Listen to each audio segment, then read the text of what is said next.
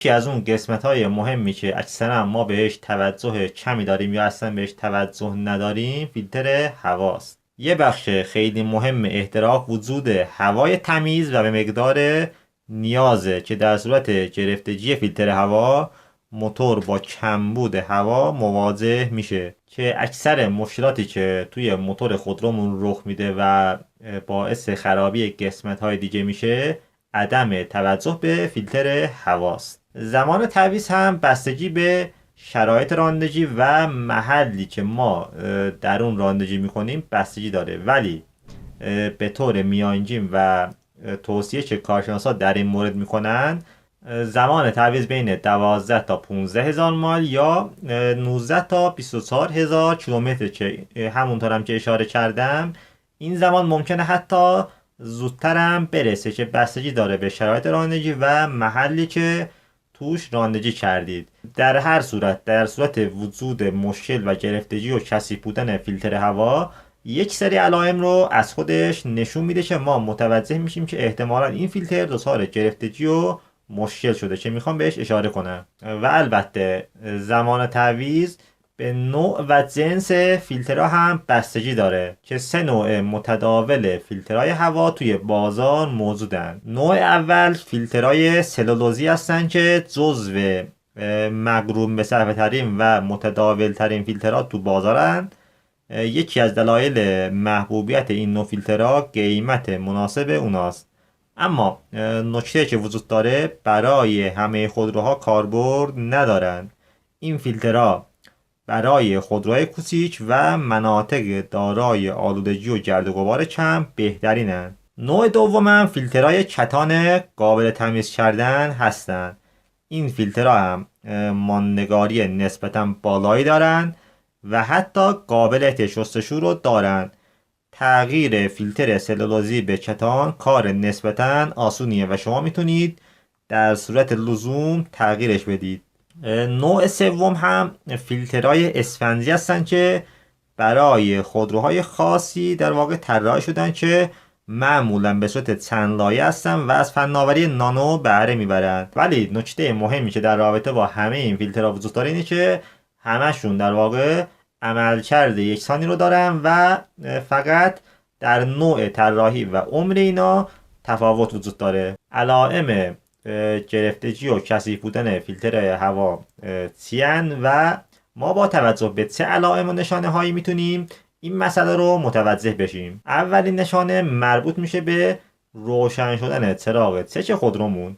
وقتی چراغ چش روشن میشه مردم به بدترین سناریو فکر میکنن، اما این میتونه به خاطر یه گرفتگی ساده تو فیلتر هوا باشه. حالا میگید چطور این چراغ چش روشن میشه؟ ببینید وقتی فیلتر هوا دچار گرفتگی میشه کمبود جریان هوا منجر به تجمع رسوبات کربن در شمعها و قسمت‌های دیگه میشه که میتونه چراغ چش موتور رو در واقع روشن کنه.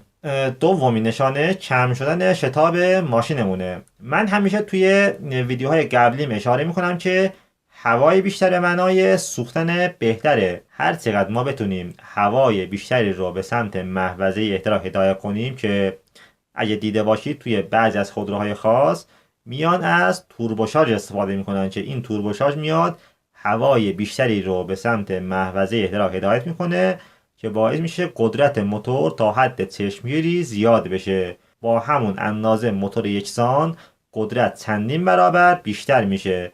یه مثال ساده هم اگه بخوام بزنم، شما وقتی یه آتیش رو روشن میکنید وقتی میخواید با باد بزن یا دمنده های هوا به سمت این آتیش در واقع هوا رو هدایت کنید باعث میشه که این آتیش در واقع بهتر سوخته بشه که نشون میده اهمیت هوا چقدر زیاده.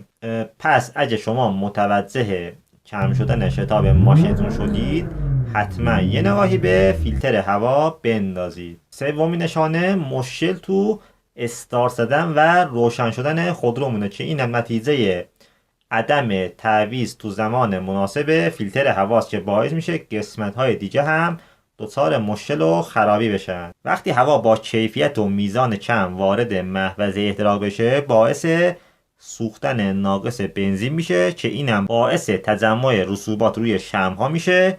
در نتیجه شمع‌ها به درستی عمل جرقه‌زنی رو انجام نمیدن و شما با مشکل دیر روشن شدن خودروتون مواجه میشید. چهارمین نشانه کاهش راندمان سوخته.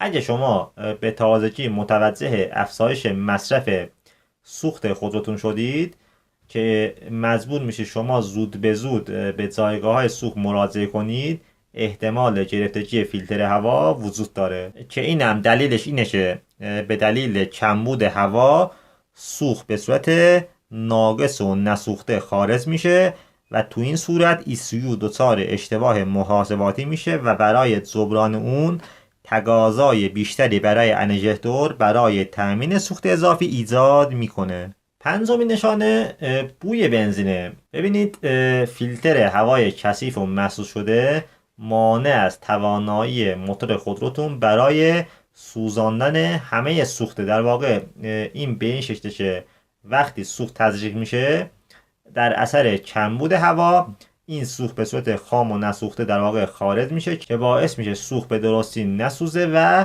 به صورت خام خارج بشه که از طریق لوله اگزوز این سوخت نسوخته خارج میشه و بوی بنزین رو تولید میکنه. ممنون از توجهتون. فعلا تا بعد.